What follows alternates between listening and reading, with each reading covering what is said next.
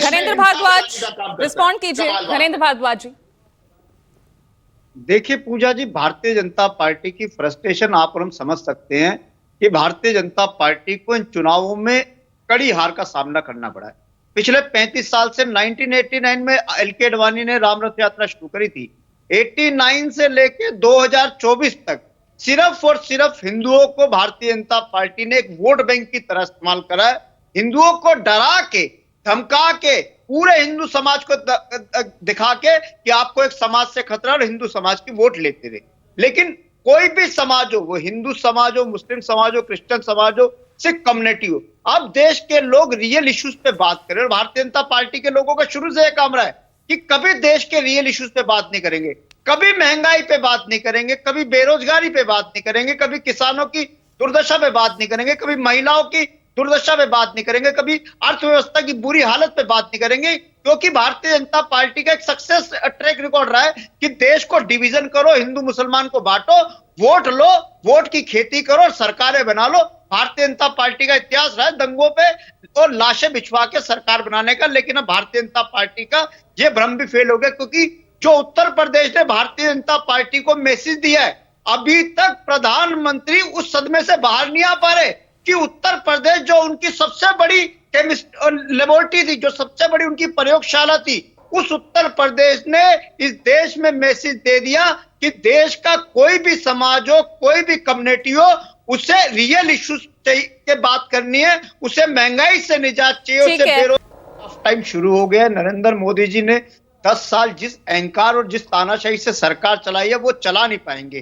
कल आपने देखा कि अरविंद केजरीवाल जी की गैर कानूनी गिरफ्तारी के विरोध में राहुल गांधी जी के नेतृत्व में विपक्ष के सभी सांसदों ने सरकार की तानाशाही और जिस तरीके से सरकार सीबीआई ईडी का मिसयूज कर रही है, उसके खिलाफ भी प्रदर्शन करा। पूरा विपक्ष आज एकजुट है और अरविंद केजरीवाल जी की गैर कानूनी गिरफ्तारी को लेके तमाम विपक्षी दल एकजुट है। एक एक सांसद विपक्ष का कह रहा है कि नरेंद्र मोदी जी की सरकार अरविंद केजरीवाल से डरती है। अरविंद केजरीवाल जी को राजनीतिक प्रतिशोध के चलते हुए जेल की सलाखों के पीछे झूठे केस में डाला हुआ है। पूरे विपक्ष ने मांग करी है कि अरविंद केजरीवाल जी की जल्द से जल्द रिहाई होनी चाहिए और सीबीआई ईडी के जिन अफसरों ने अरविंद केजरीवाल जी के खिलाफ झूठा मुकदमा करा है, उन अफसरों के खिलाफ कार्रवाई होनी चाहिए।